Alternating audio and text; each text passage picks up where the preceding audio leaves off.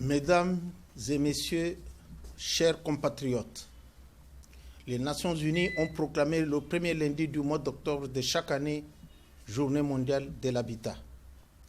L'objectif de cette journée vise à transformer les villes et les établissements humains afin qu'ils ne laissent personne et aucun endroit derrière eux et d'attirer l'attention sur le rôle des villes comme moteur de croissance et faire comprendre que lorsqu'elles sont bien planifiées, les villes peuvent permettre aux habitants d'aujourd'hui comme de demain de s'épanouir.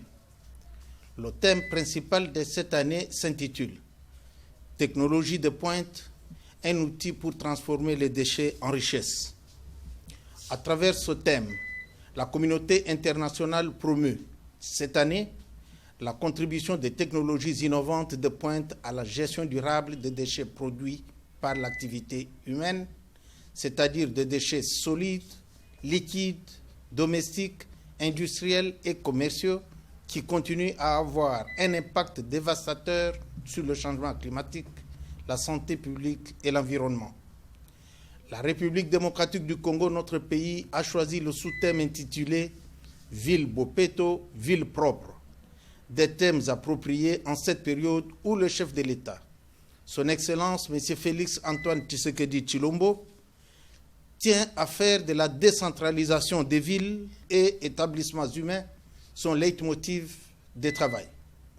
Mesdames et messieurs, très chers compatriotes, selon l'étude de 2018 sur la situation économique et sociale dans le monde, les technologies de pointe offrent d'immenses possibilités d'améliorer la façon dont les gens travaillent et vivent, ainsi que d'accélérer considérablement les efforts pour atteindre les objectifs du développement durable et faire face au changement climatique.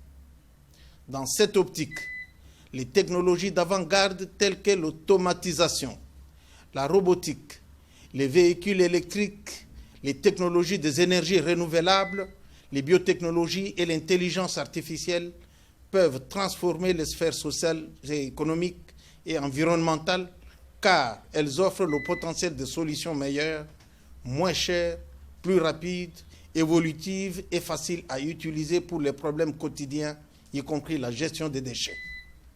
Eu égard à ces possibilités, le nouveau programme pour les villes, adopté en 2016, appelle à renforcer la coopération et l'échange de connaissances sur la science, la technologie et l'innovation qui influenceront le développement des zones urbaines actuelles et futures dans le monde.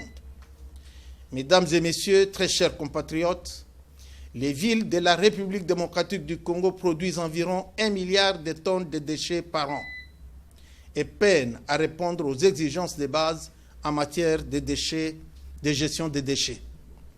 Cependant, les municipalités du pays consacrent en moyenne 5% de leur budget à la gestion des déchets solides et moins de 3% à l'assainissement. Il va de soi que cela ne suffit pas pour financer les systèmes de gestion de base des déchets et de l'assainissement, alors que les utilisateurs sont souvent incapables ou peu disposés à payer pour les services de gestion des déchets fournis. En effet, la collecte des déchets solides touche moins de la moitié de la population des villes du pays et les citadins n'ont pas accès aux services sanitaires de base. Dans le monde, 1/3 des déchets solides produits sont encore déversés à ciel ouvert, tandis qu'un 1/5 seulement est destiné à la récupération des matériaux, c'est-à-dire au recyclage et compostage, et 80% de toutes les eaux usées sont rejetées dans les voies navigables du monde. L'absence d'une gestion adéquate des déchets a entraîné une pollution excessive de l'air, du sol et de l'eau, menaçant la santé publique, les écosystèmes et la biodiversité, ainsi que l'accumulation d'immenses quantités de déchets dans les océans du monde.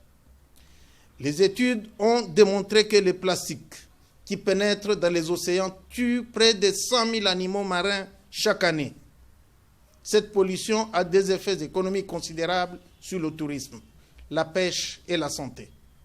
En outre, il est estimé que toutes les 30 secondes, une personne meurt de maladies par des déchets mal gérés, comme la diarrhée, le paludisme, les maladies cardiaques et le cancer. ce qui représente environ 400 000 à 1 million de déchets par an. Mesdames et messieurs, très chers compatriotes, bien que souvent considérée comme problème, la gestion durable des déchets présente également des opportunités. En innovant dans la gestion des déchets, en repensant, refusant, réduisant, réutilisant et recyclant ces déchets, les villes peuvent non seulement relever le défi de l'amélioration de nos habitats, mais aussi créer des emplois, promouvoir la croissance économique, améliorer la santé et les écosystèmes, ce qui contribue à rendre les villes plus heureuses, plus écologiques et plus saines. Elles peuvent également créer des économies énormes pour les villes.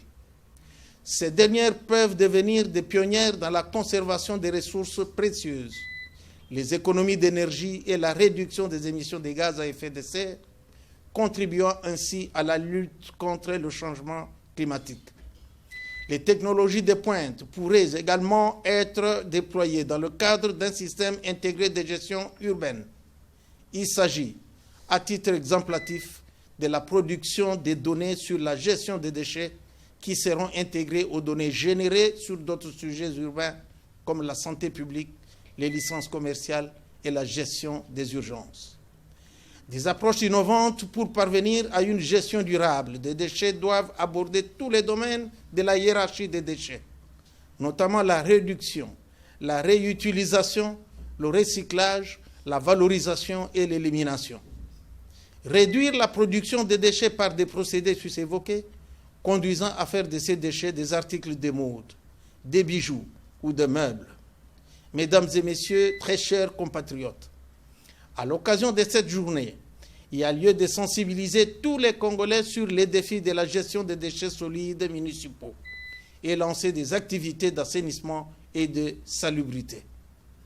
La sensibilisation dont il est question s'adressera principalement aux collectivités locales et fera la promotion du cadre de gestion intégrée durable des déchets. Plus concrètement, l'amélioration de la collecte et du traitement des déchets ainsi que la participation des parties prenantes. La campagne soulignera la nécessité pour les villes de prendre en compte tous les aspects de la gestion durable des déchets, mais également des approches innovantes, si elles veulent transformer les déchets en richesse et évoluer vers une économie circulaire. Transformer les déchets en richesse dans ce contexte permettra d'économiser de l'argent en réfléchissant sur ce que nous considérons comme des déchets et ce que nous produisons. De cette façon, il conviendra de refuser la production et l'utilisation d'articles à usage unique, en réutilisant les matériaux et l'eau, en réduisant la production des déchets et en recyclant des déchets inévitables. Les technologies de pointe peuvent permettre aux autorités non seulement de recueillir les données précises sur les flux de déchets dans leur ville, afin de comprendre qui produit, collecte, réutilise, recycle des déchets et où. Ce qui leur permettra la possibilité de prendre des décisions plus éclairées, mais aussi de soutenir la planification et la mise en œuvre d'une économie circulaire, c'est-à-dire passer des modèles linéaires de production et consommation à un modèle plus circulaire qui profite à tous. Pour ce faire, l'atteinte de ce noble objectif requiert de la République démocratique du Congo la mobilisation de toutes les énergies de ses partenaires en vue de contribuer de manière significative à l'action visant à repenser positivement les déchets. C'est à ce titre que j'invite mes compatriotes au changement de mentalité et faire des déchets une ressource précieuse et à entreprendre des recherches sur les nouvelles technologies de pointe susceptibles d'améliorer considérablement la gestion actuelle des déchets. Je vous remercie.